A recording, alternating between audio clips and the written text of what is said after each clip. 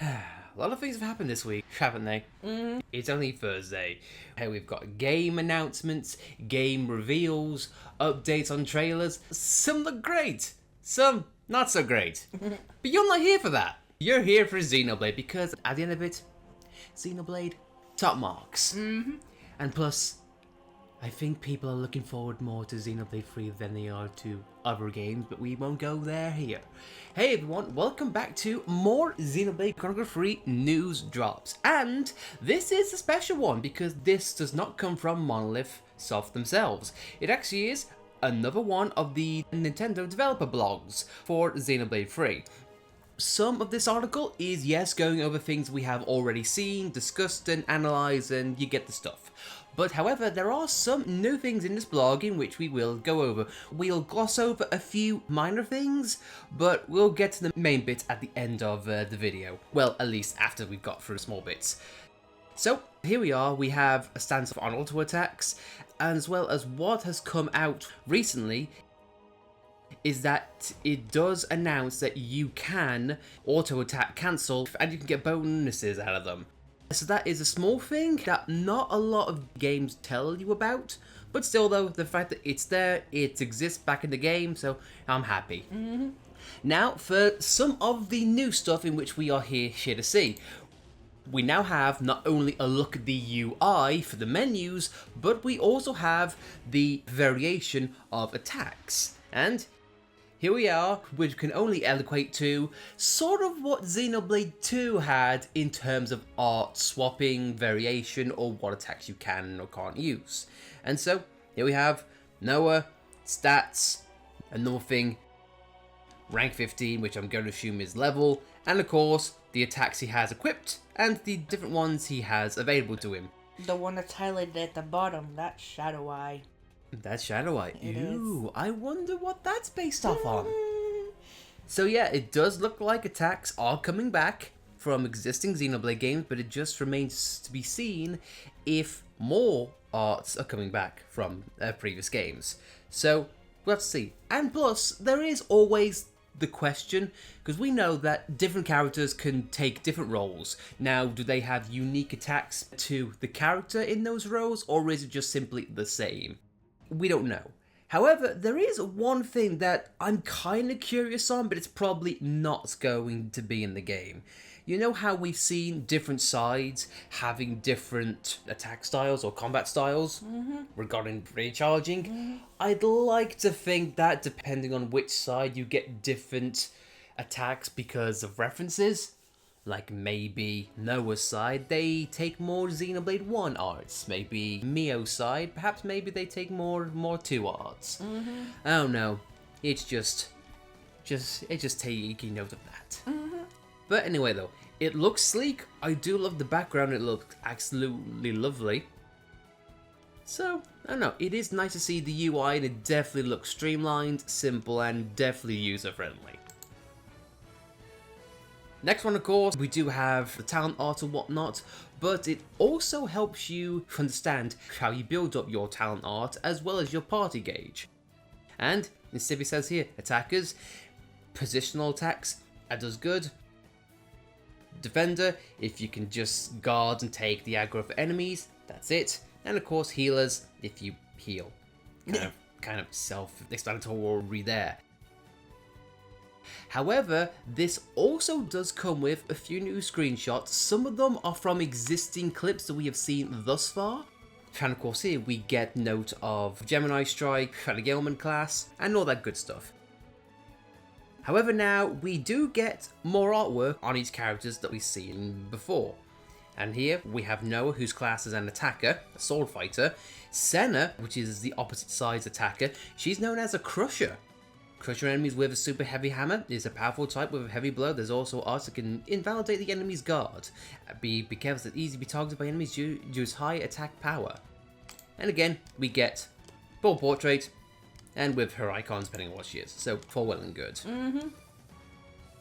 And of course, we have Lance, who is a heavy guard, while protecting allies with huge weapons like shields. He specializes in arts that attract enemies with plenty of ways to attract enemies.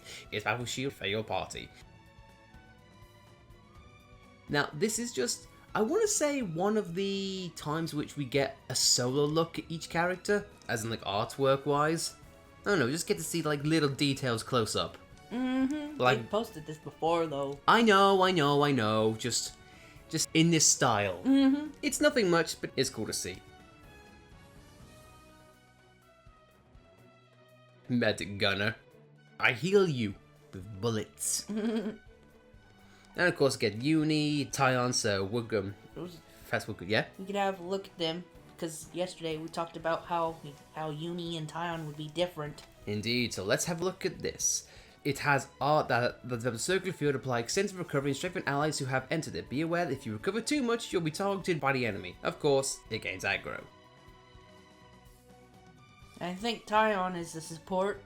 Tactical. Dazzling the enemy with a technique. He is good at supporting allies and disturbing the enemy while putting the enemy to sleep. Reduce the damage to art and make it easier for allies to avoid.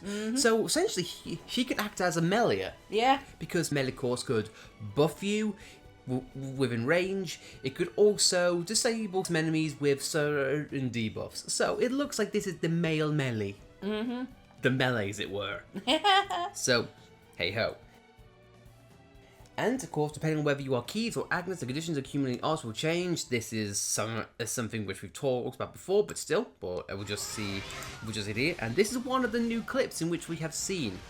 We get to see the arts load up on time, and just seeing the pace in which this completely loads up, I feel like it's cool. And we also get a first look at Sena actually be playable in combat. And for me, this is really cool. Because she definitely can disable a lot of enemies' moves. However, like we've talked about before to an extent, the way that the pace of this charges up, it can either be really fun or really slow. Yeah. It just all depends if the game lets you stutter step, just like you could in Xenoblade 2. I did think I saw a screenshot where Sena was using Ethel's sword.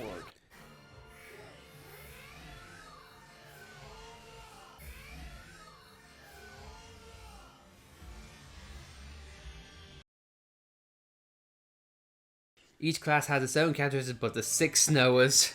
Sorry, again, this is a bad translation, but still, I just put it on because it makes me laugh so much. I love it still.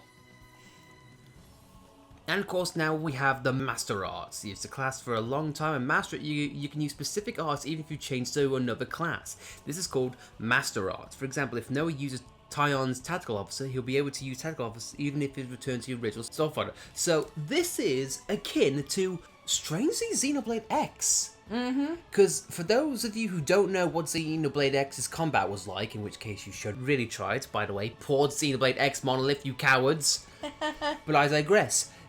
After you go to a certain point in the game, you can select your own class, your own weapons, and you can mix and match between the two, even if you move on past the initial class. So that is a good way to mix and match, and makes me wonder, what would you be like if you could just pick your favourite arts? Oh no, I kind of like that. You could be a mix of Rhine and Dunban, or maybe a mix of Shulk and Sharla. Either way, I love it, and even if it's not official, it is nice to see a little mechanic from Xenoblade X coming back. Yeah. But really, please, support Xenoblade X. God damn it. Now for a new clip and a new function which we have not yet seen, at least to my knowledge. Correct me if I'm wrong, chat, because I would love to see that. And here we have Fusion Art, something that is not Ouroboros. By fusing the Master Art and Art of the current class, you can also activate the two effects at the same time. This is called Fusion Art. Fusion Art is a convenient technique that allows you to use two arts at the same time by using various classes for a long time. The range of attacks will expand. Really customizable. Yeah, so if you are using clips like this, let's have a look, see? Now this is really cool. It honestly makes me wonder if it's like you gain a certain amount of affinity, like you kind of did with Xenoblade 2. But still, though, the fact that you can just be next to another player and pretty much combine attacks, for me, that is awesome. And depending on what effects you have, dude, that could be broken. Yeah. I just love this amount of customizability as combat's going in. And we haven't even seen what flexibility Ouroboros has other than it exists. Yeah. And I love it. I love it. And of course here we have switching targets and collaboration of friend combos, which is simply break, topple, and stun. Clips already seen before. And this is proof of what I was talking about before, cancel attack. Now this is a technique, no, a system in the game which most of them don't actually tell you about. When the attack hits, if you make the next attack at the right time, you can cancel the previous action and make a smooth continuous attack. This is called cancel attack. And the operating counters is wrapped in a circle of light. The gauge of a chain attack, which I will introduce next, must be easy to accumulate, so let's aggressively attack for a cancel attack. So like in 2. Yeah. And like I said before, here we have a brand new clip of pretty much Sena having the spotlight for once.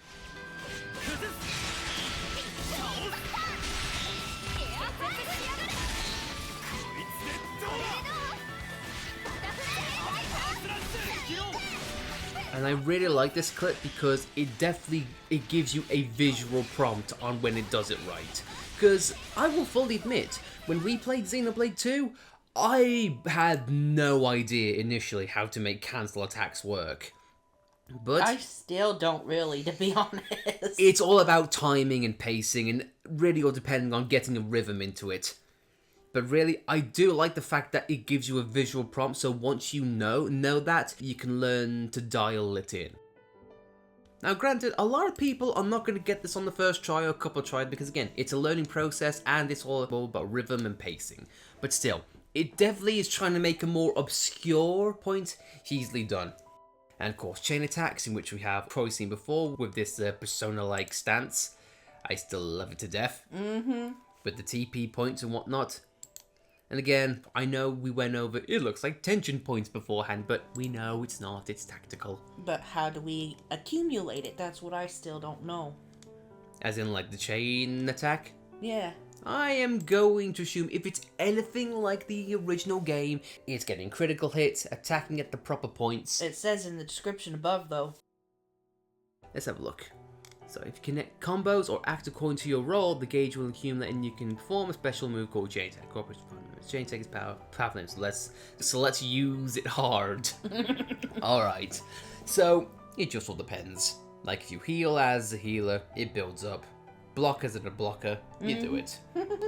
Again, this is all a learning process. I'll say that till I'm blue in the face, but still, I completely love that Monolith is doubling down on not only having a very expansive combat system of different varieties, but also allowing you to just customize to a point. Yeah.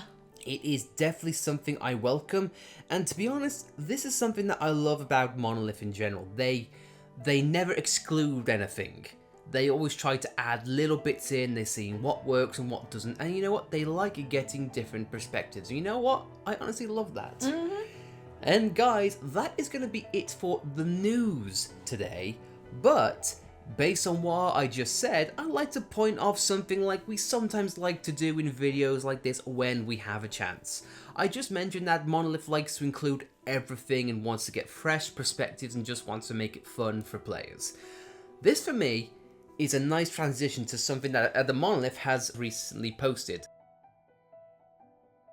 And for me, I love this to death.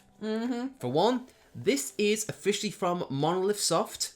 Officially from Monolith, nothing to do with Xenoblade, but it's simply them recruiting different like UI or UX designers. And for me, I personally would follow Monolith on Twitter because they post some awesome stuff, whether it's insight on studios, developments, little bits of Xenoblade here and there, but they also kind of sometimes do blogs or videos or just tweets on how they design their games, because recently here they have shown them programming stuff in Maya, aka the animation software they use. And for me, it's a pretty cool thing to see that kind of behind the curtain deal. But for me, and this one thing that I love about Monolith is that they are all inclusive. And this goes on after the final thing here. This is official post from Monolith, and it is, we have released the application guidelines for hiring people with disabilities. MonolithSoft employs people with disabilities in all of the open recruitment jobs for new graduates and mid-career hires. Now, this is, for one thing, on the surface, pretty goddamn cool indeed. Wholesome Monolith. Yeah. And those of you who don't know a lot about Monolith's recruiting philosophy, and this was back when, during interviews with for Xenoblade 1 and Xenoblade 2, Tetsuya Takahashi, the director of Monolith, has always said, we love recruiting new people as well as a variety of people because we don't want people stuck in their old ways, we want new ideas, and plus if we have people from various backgrounds with various things, you get new inspiration, new incentives, and also just like a wide variety of perspectives, opinions, and you know what? It makes a good game. Because the last thing you want is for a series to just remain in its place for so long. And you know what? I just love it. Monolith Soft, I think for me, is my favourite developer right now. Yeah. They produce good games, their quality is always top notch, and things like this, it's good for PR. And honestly, I just like pointing out good things when I see it. And not to mention, they don't have a crunch. No, Monolith Soft is dead set against crunch. They've gone on record on saying that. For me, oh no. Just Monolith Soft, love it. Good stuff. But guys, that's going to be it for the video in general. So, what did you think about the news or anything else in this video? Were there anything that you guys saw that we didn't? Did we get things wrong or misconstrue things? Please let us know because we like to learn new things and the last thing we want is to present false or not quite accurate info. So by all means let us know in the comments. But of course if you like this video then please be sure to like it. And of course if you want to stay up to date with Xenoblade goodness, whether it's trailers, screenshots or anything else in between, we'll be there to cover it. And so, thank you very much, guys. With that, I've been Lightning. I'm Alice. And we can all just bask in video games for now, because June and July, they're going to be good months. Yeah. They are going to be good months. Busy months, but good months nonetheless. Well, either way, guys, thank you very much for watching. We'll see you next time.